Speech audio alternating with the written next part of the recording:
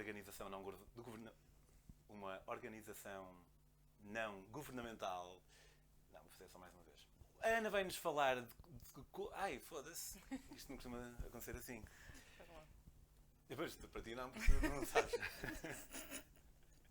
Do cabelo. Do cabelo, já. Yeah. Se quiseres. Pronto, último take.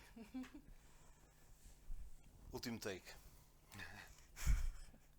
Olá, bem-vindos à Metamorfose Ambulante. Hoje estamos aqui com Ana Valentim. Olá, Ana. Olá, Pedro. A Ana vai-nos falar sobre a Lilypad, uma organização não governamental com quem se envolveu, que procura determinadas falências que possa ver que estão a acontecer em determinados campos que acham ser importantes, neste caso o acesso à literatura, e tenta colmatar precisamente essa falha. A Ana esteve e estará nos próximos tempos envolvida com a criação de uma pequena biblioteca no Uganda e vai-nos falar sobre a viagem que teve recentemente a este país africano e como foi. Fiquem por aí, vão curtir e provavelmente até saírem inspirados e envolver-se em todas as NGOs cá por aí. Todas não, cá boa delas.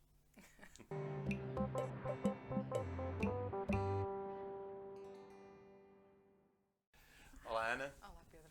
É um gosto ter-te aqui. É um bocado estranho também, porque eu e a Ana somos amigos já há alguns anos e somos ambos de Alcâmbra e é estranho estar a... É fixe ter a oportunidade de misturar a nossa vida de fraternidade e amigos e tudo mais com também a vida de trabalho. E, apesar de é um bocado esquisito para mim falar de onde estamos a fazer trabalho, mas é trabalho. O facto de eu curtir não quer dizer que não seja. Conta-nos como é que começou isto a Lilypad, o que é e como é que chegou até ti. Sim. Olha, também começou com amigos, não é? A Lilypad foi criada por um grupo de amigos, eu não sei exatamente quantos na altura inicial, em Berlim. Amigos esses que os fiz lá, é um grupo bastante internacional.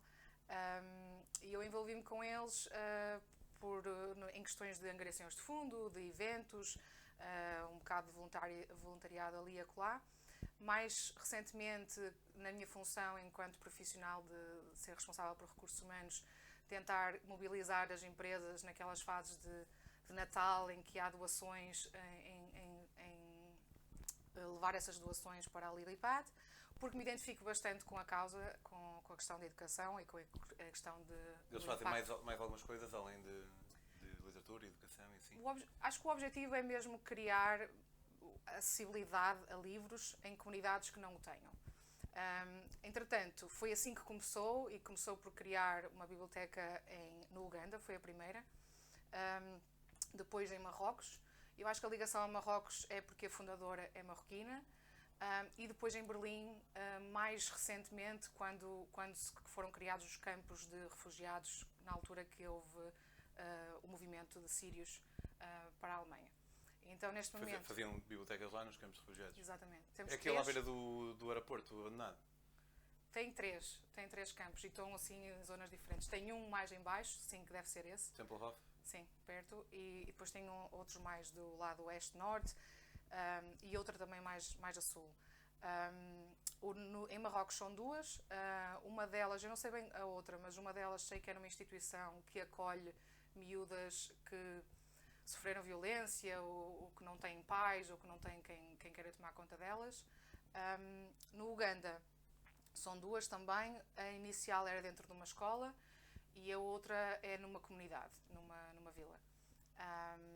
E pronto, basicamente eu juntei-me o ano passado ao projeto, quando tive algum tempo livre, porque tive ali uma mudança de carreira profissional.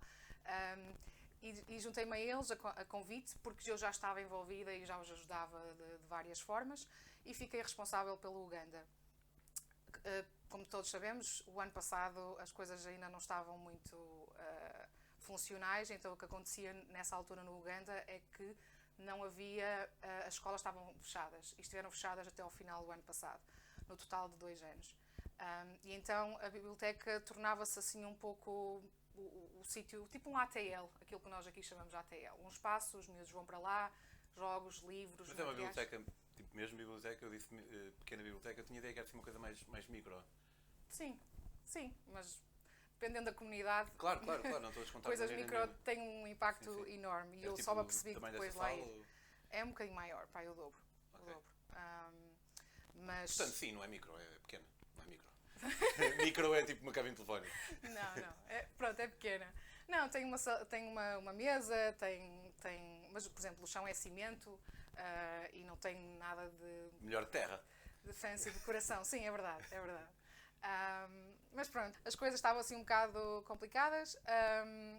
Os miúdos estavam bastante desanimados, entretanto eu recebi, e é aí que eu queria entrar com aquele ângulo, tipo, não é só a biblioteca, porque esse era o objetivo inicial da Lilypad, enquanto só tinha alguns fundos e só se podia comprometer a montar uma biblioteca e já está. Mas agora está a crescer e os projetos estão a aparecer e com os fundos que temos recebido, no fundo o objetivo é de que forma é que podemos ajudar mais.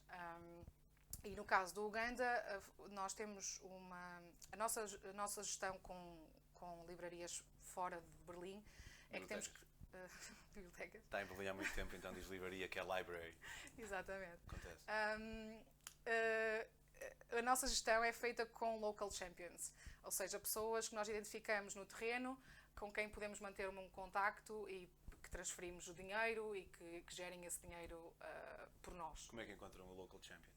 Este no Uganda foi ele que entrou em contato connosco, ou melhor, com eles no início dos inícios, através do Facebook. Okay. Ele expôs o seu problema, disse que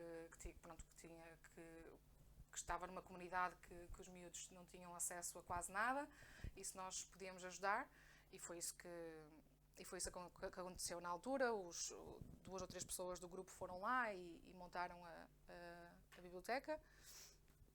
E entretanto tem sido mantida e o meu papel foi um pouco esse. Quando comecei a trabalhar o ano passado foi estabelecer contactos, estabelecer relação com essa pessoa e começar a transferir fundos, mas essa relação foi estabelecida e tem corrido bem até hoje. E foi isso no fundo que eu comecei por fazer. Entretanto, essa pessoa trouxe para mim o problema de os miúdos não estão na escola há 2 anos e na verdade eles estão a trabalhar, estão a fazer coisas para ajudar a família, eles têm 0 contacto com o mundo académico durante este tempo e então decidimos criar um projeto que inicialmente seria uma espécie de suporte de estudo em casa, porque o objetivo seria nós facilitarmos o material para estudar, para fazer exercícios. Eles levariam para casa, fariam o exercício e voltariam para a biblioteca no dia a seguir e nós teríamos professores lá, pelo menos um sempre, para lhes tirar dúvidas e para ter aquela interação de alguém lhes está a rever o trabalho e a dar feedback. Esta ideia começou com essa simples ideia de eles se prepararem para um retorno à escola e, entretanto, o que aconteceu é que virou meio que uma escola, porque os miúdos, a adesão foi tremenda. Eu acho que, pelo aquilo que ele me disse, chegou aos 200 miúdos. Uau. Em Kampala, no meio do campo?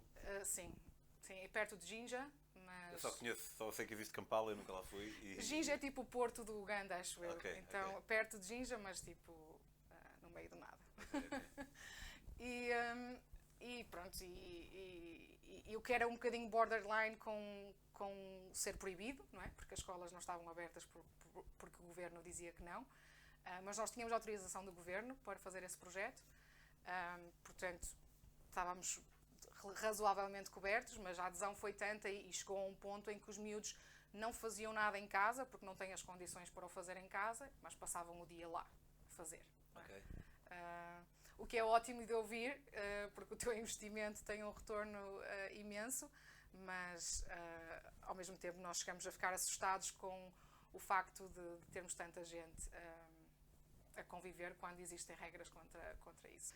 Não, mas correu tudo bem. Entretanto, no final de dezembro, o governo da Uganda anunciou que iriam abrir as escolas em janeiro, então nós paramos o projeto.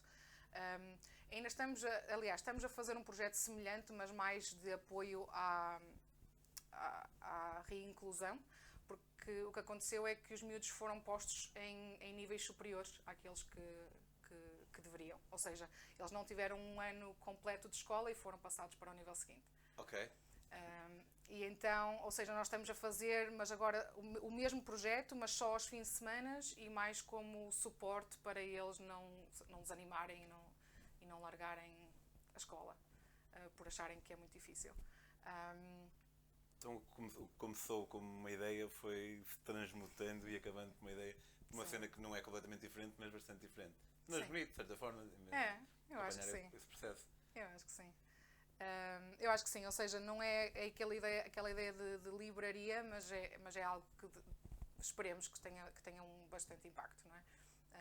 E que ajude a reduzir o abandono à escola nesta altura, que são tempos que não se viram antes, não é? 2 anos sem escola, portanto é esperar pelo melhor, se bem que agora depois de ter lá estado e ter convivido também com outras... Mas diz-me então como é que surgiu a possibilidade? Sim, ou seja, em teoria eu deveria ir lá uma vez por ano, ou quem quer que esteja responsável pelo projeto. Nós não fomos lá durante bastante tempo, por causa da pandemia. Então assim que as coisas começaram a acalmar e que eu me senti confiante, marquei a viagem e fui. Foi agora há pouco tempo, não foi? Foi em abril, finais de abril. Portanto, não sei quando é que isto vai sair, mas foi há um mês, um mês e tal. Sim, não, menos, eu cheguei já em maio. Mas pronto, e fui lá, falei com eles inicialmente como é que eram as condições, porque eu sabia que eles tinham bastantes apagões e que não havia internet muitas vezes. Sim, porque eu tenho chamadas com eles. Mas tu chegas lá e aterras em Kampala, imagino. Ficaste algum tempo em Kampala, foste logo direto para Jinja, deste lá umas voltas. Não, dei umas voltas, já cheguei. Fala também um bocado da cidade e como é que é, nunca lá fui. Nunca fui aí do lado mais este, só fui a Moçambique. Eu não tenho nada para dizer de Kampala, porque eu cheguei... O que é dizer alguma coisa, se calhar. Ninguém fala bem de Kampala também, lá, entre eles. Não, eu cheguei num dia à noite e ao outro dia arranquei para uma visita a um dos parques, ao Parque da Rainha Dona Isabel II, que é do lado mais sul-este. Ok. Para baixo e à direita. Sudoeste então. Já nem sei. Se é para baixo e à esquerda, sudoeste. Exato. E fui diretamente para um porque eu tinha o fim de semana e achei que deveria usar o fim de semana para isso, porque normalmente são tours de 3 dias, 2 dias. Tudo um parque tipo safari, é isso? Sim. Estou para ver a tua reação. Eu gosto de safaris. Para mim foi o meu primeiro e tinha que ser, não é? Eu só fiz 2 na minha vida e é espetacular. O safari é muito diferente, mas achas que eu poderia ter algo contra fazer safaris? Porquê? Por ser muito... Eu sou a favor de coisas... Low cost. Seja a favor do low cost. Sou a favor do... Em primeiro lugar, sou a favor do low cost para mim. Os outros gastem o dinheiro como quiserem. Segundo lugar, há safaris e safaris. Para tu estares a fazer isso, imagino que o do Uganda tenha sido bastante caro. Mas eu fiz o da Namíbia, por exemplo, que era... Isto foi há 6 anos, mas era 10 euros por carro e 10 euros por pessoa. Que é bastante barato. E depois mais 10 euros para acampar lá dentro. Mas... lá está, tipo, eu sou low cost porque faço viagens muito longas e porque também não ganho assim muito. Mas o pessoal que gasta à vontade e quanto mais gasta, mais dinheiro é para eles. Portanto, estás na boa. Não, foi bem diferente. Eu fiz 2 safaris e foi um total de 1000 euros. Uau, isso é caro para caralho. Nada contra, lá está. Tipo, mas pronto, não seria para mim. Mas como é que foram os 2 então nesse fim de semana? O último foi no fim? Foram, porque foi um bocadinho improvisado. Eu marquei online, não sabia muito bem o que é que ia acontecer, não sabia se ia sozinha, se não ia. Quando cheguei lá, ele foi-me buscar às 5 da manhã e ele disse: é só tu, porque com a pandemia nós não podemos misturar clientes. E eu, uou. VIP. E depois comecei a pensar: será que estou a pagar este dinheiro todo por ser serviço único? E ele disse que era low season também, porque era a época das chuvas, que foi uma grande aprendizagem de não ir lá nessa altura. Mas pronto, fomos para esse parque. Seriam um total de 2 dias. Entretanto, quando estamos no parque, penso que no primeiro dia ainda, ele diz: este parque não tem girafas nem zebras. E eu fiquei... E tu está bem, mas tem leões e rinocerontes. Exato, Tinha? Tinha tudo. E eu disse, e ele assim, não tem... Pronto, mas ele disse, por acaso, sem nenhum ângulo de venda, ele só disse, tipo, naquela de explicar. e estava a explicar lá porquê, já não me lembro bem porquê, e ele disse assim, mas tens outros que têm zebras, portanto, depois se quiseres ir a outro, mas tipo, muito de, sabes, se fores, não estava mesmo no ano de vender o que eu curti, e foi por isso que depois também lhe disse, porque não, porque era a caminho de Kampala, de volta, e eu disse, se dava para unir esse, não é? E no caminho parar nesse e fazer esse, e assim teria tipo a experiência completa, o que ele fez, porque não tinha mais nada para fazer, e então acabou por ser 3 dias. O que é que viste? Viste gorilas? Não, os gorilas é outra coisa. Eu tenho a ideia que é uma cena só mesmo para os gorilas e que também é muito caro ver gorilas. Mas... É bem mais caro do que estes, e é mais desafiante fisicamente, porque tens que subir digamos que umas montanhas e não sabes em qual os vais encontrar. Então podes ter que subir 3 vezes, subir e descer. E então eles dizem que, pronto, não sabem o tempo que pode levar, também depende de ti, da tua condição física. E então por isso também é mais dispendioso. Eu não fiz porque achava que não estava fisicamente preparada para isso. Ok. Mas sim, é uma pena. E também precisava de tempo, porque o que eu percebi é que é no mínimo 3 dias, talvez 5, e eu não tinha esse tempo no itinerário. Então foi isso. Pronto, aterrei em Kampala, fiz esses 3 dias de safari, incrível, quase que um elefante me levou à frente, porque os sítios onde dormes, não sei como é que foi no teu caso, mas dormes tipo em bangalôs. Sim, num jardim zoológico. Porque no safari nós é que estamos no jardim zoológico. Exatamente. Só que eu acho que eles não têm vedações, o que é bom. E então eles só te dizem que não podes sair do bangalô, tens que os avisar para alguém te vir buscar, que conheça, porque tem muita vegetação e há sempre um animal atrás de alguma coisa, então tem que vir alguém contigo que os consiga assustar. E eu saí de manhã, fui tomar um pequeno almoço com eles, chamei, tudo bem, tomei um pequeno almoço. Quando ia a voltar, eles tinham dito que a partir das 7 da manhã, que era na boa. E eram 7 da manhã e eu ia andar e ele começou a gritar, uma pessoa disse, para, tipo, e veio, e estava tipo um elefante atrás de de uma vegetação que não percebia, porque também ainda estava bastante escuro. E eles dizem que os elefantes desmagam em segundos. Tens hipótese. Então pronto, depois tivemos lá muito tempo à espera que eles conseguissem assustar, porque não estava a correr muito bem. Ele levou-me ao bangalô, eu fui na altura buscar um casaco ou não sei o quê para arrancarmos, e quando estou a vir, ele diz qualquer coisa, tipo, estamos os dois a caminhar, ele diz qualquer coisa e eu o que é que se passa? E ele, estamos a ser perseguidos por um hipopótamo. Então eu olho para trás e está o hipopótamo literalmente a imitar-nos, sabes? Está aí no passadiço como nós. Os hipopótamos matam mais nos safaris do que os leões e qualquer outro animal. É verdade, sabias? Mas aquelas cenas que se diz e é bem verdade, aparentemente. Eles supostamente não comem, não é? São herbívoros, mas a mandíbula deles... Sim, e eu acho que se eles nos virem, se acharem que nós não queremos que eles cheguem à água, eles ficam um bocado tipo, bro, não queres que chegue à água? E dá para matar. Tu fizeste os safaris e depois foi a altura disso para Jinja. Sim, depois fui para Jinja, foi um bocadinho complicado, já não me lembro porquê, de conseguir transporte.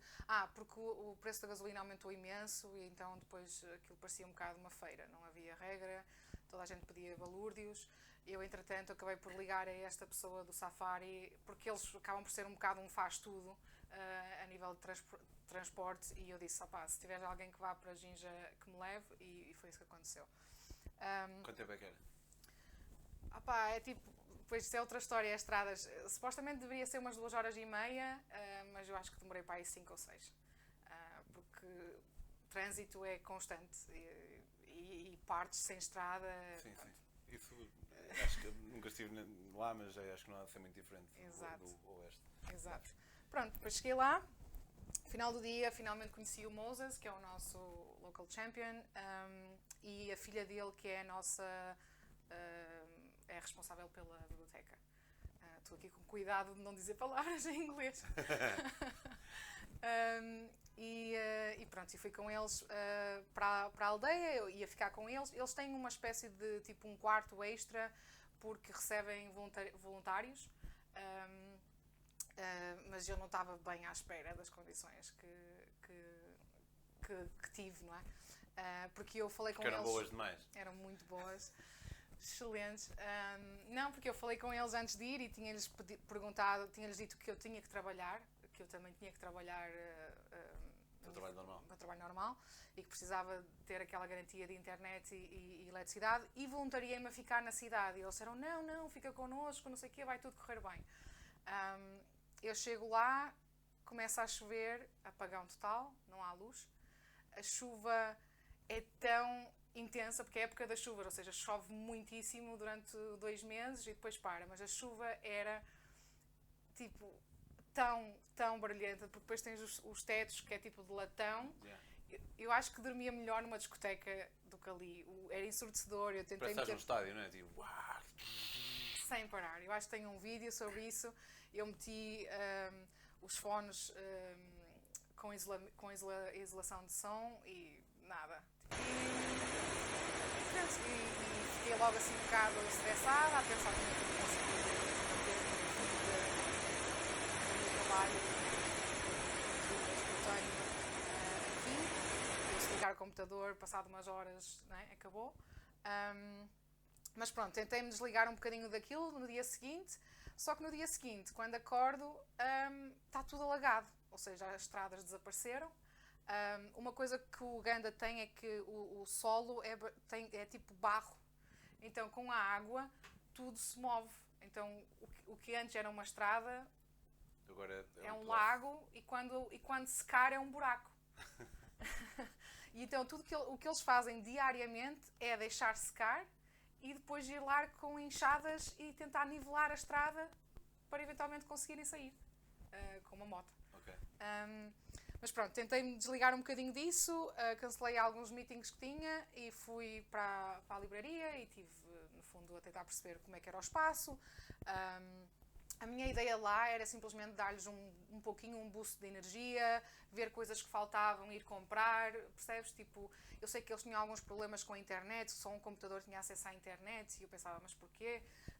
Eles queriam um projetor porque a miúda que está lá dava aulas de computador e ela mostrava-me fotos, ela tinha tipo 20 miúdos em cima dela para ver o que é que ela estava a fazer no computador. Os computadores fomos nós que os pusemos lá, por doação de uma empresa em Berlim e que foi também um grande problema para os fazer chegar lá, mas enfim.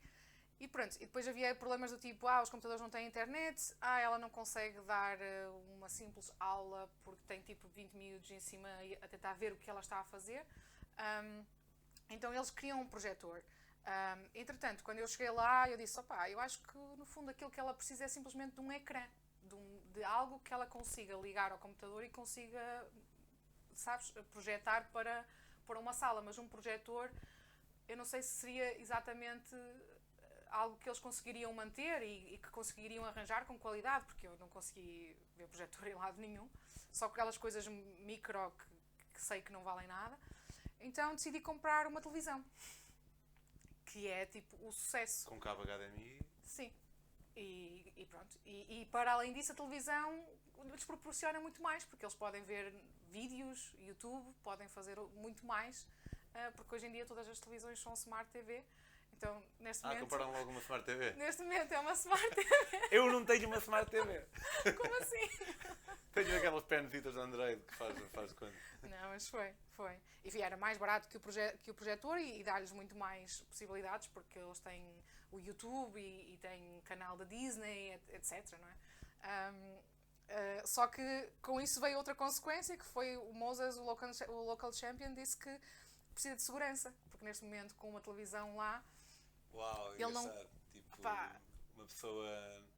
Tu resolves um problema e isso cria outro problema, yeah. Exatamente. E então eu estou assim minimamente preparada para um dia destes, eles me disseram, olha... Mas arranjaram segurança? Ou... Estamos a tentar arranjar, porque ele conseguiu arranjar uma pessoa, mas ele não acredita que a pessoa fique lá de verdade durante a noite. Ele acha que ele vai para lá à noite, às 10 da noite, mas depois, se ele for lá às 2 da manhã, ele diz que ele não está lá. Então, no fundo, não está a fazer nada. Mas até agora ainda não roubaram? Não, até agora ainda não roubaram. Tipo uma grade ou assim? Ou... Não, temos um aluquete XPTO, que também não sei se é a melhor aluquete, coisa. para quem não é de Valcambra, é um cadeado. Ok. Sabias que ninguém sabe o que é um aluquete? Quando eu era guia para a Namíbia, uma vez no meu manual de viajante meti para salvar um aluquete e eles ficaram todos muito pasmados. Pedro, o que é um aluquete? Pronto, é um cadeado, pessoal. Mas meteste lá um aluquete e olha, vamos esperar que corra tudo bem. Yeah. E o que eu te dizia ao início, que o chão era todo de cimento. Quando eu cheguei lá, a primeira coisa que eu reparei é que os miúdos tiram os sapatos à entrada e atiram-se para o chão. Estão a fazer coisas no chão e o chão é tão incómodo porque é cimento. Então uma das coisas foi cobrirmos com tapetesitos, aqueles tapetes de palha, mas... Sei, muito uma esteirazinha. Cobrimos assim, mas mais softs, porque a esteira é um bocadinho, é aquela madeirasita dura, é mesmo palha, sabes? Tipo, cobrir com os tapetesitos assim, e compramos uns colchões, aqueles colchões muito, só aquele colchão finito de cobertura. Tipo yoga? Um bocadinho melhor, tipo, se calhar de criança, não sei.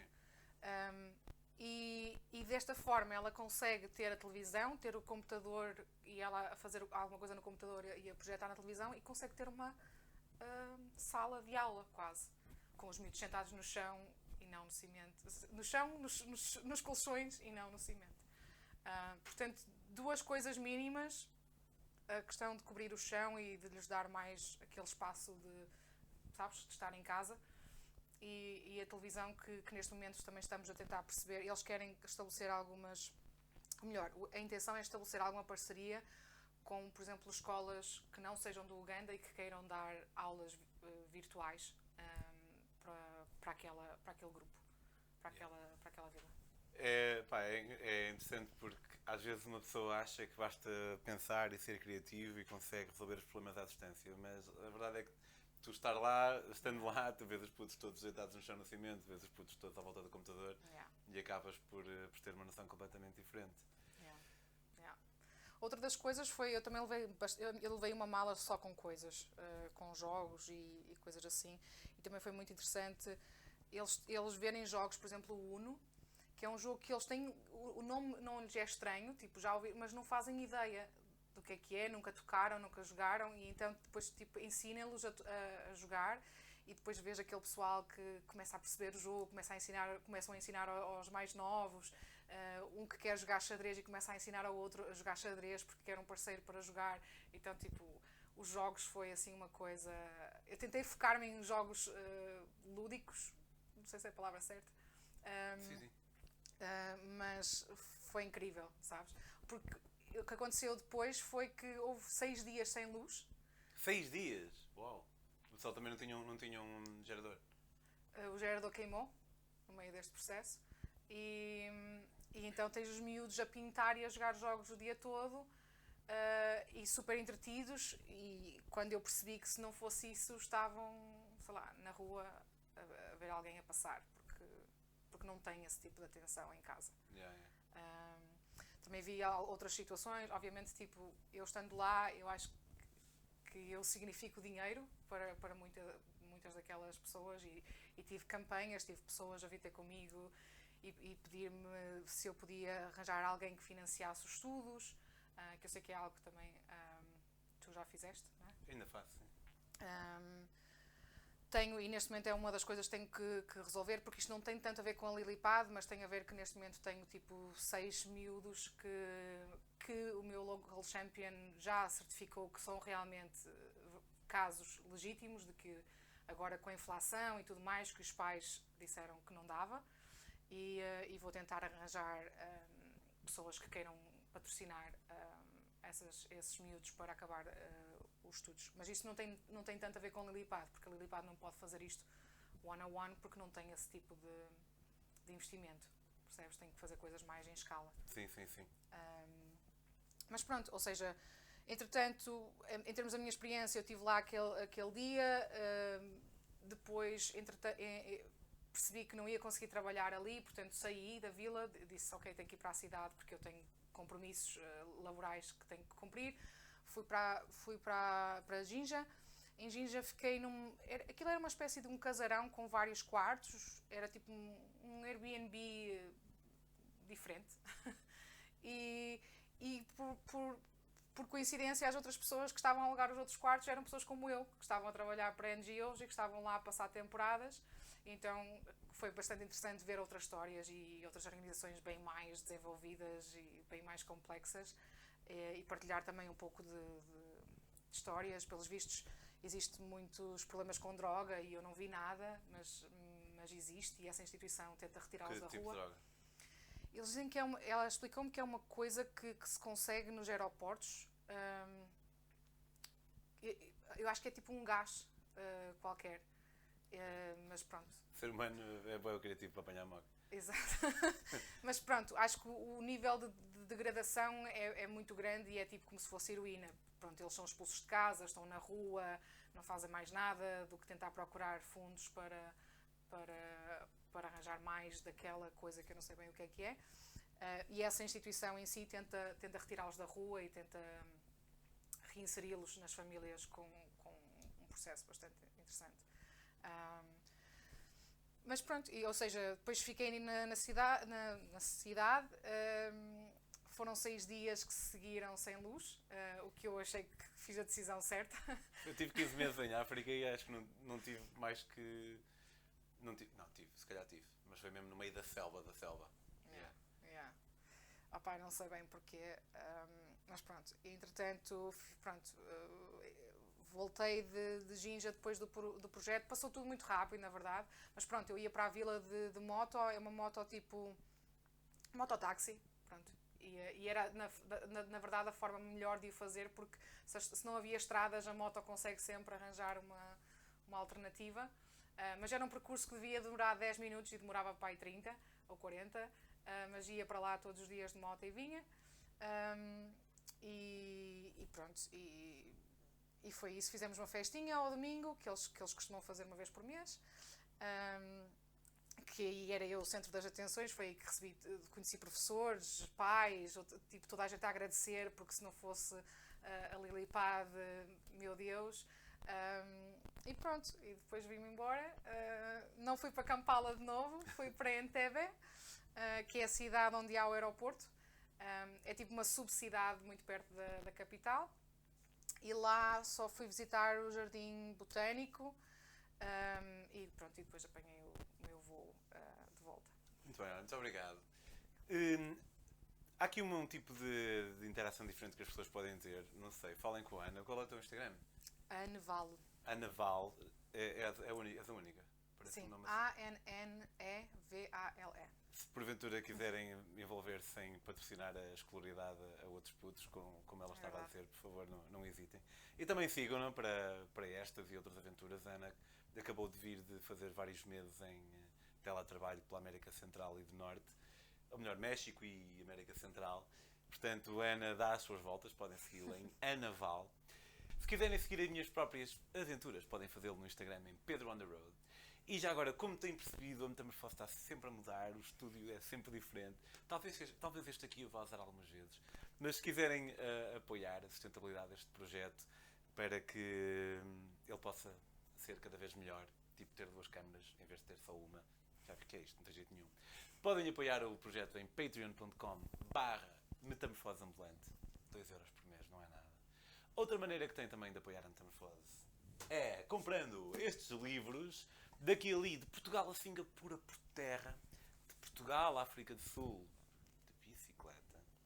E este aqui, o mais recente, uma viagem do Panamá ao México, sempre à boleia e sempre sem pagar para dormir. Podem comprar os livros em daquiali.com. Este foi o primeiro de mais que um episódio que vamos gravar com a Ana Valentim. Ver-te-amos para a próxima. Obrigado, Ana. Obrigada. E a vocês vemos para a semana, a menos que esta seja a penúltima terça-feira do mês. Ou antepenúltima, porque há meses que têm 5 terças. Enfim. Tchau, obrigado.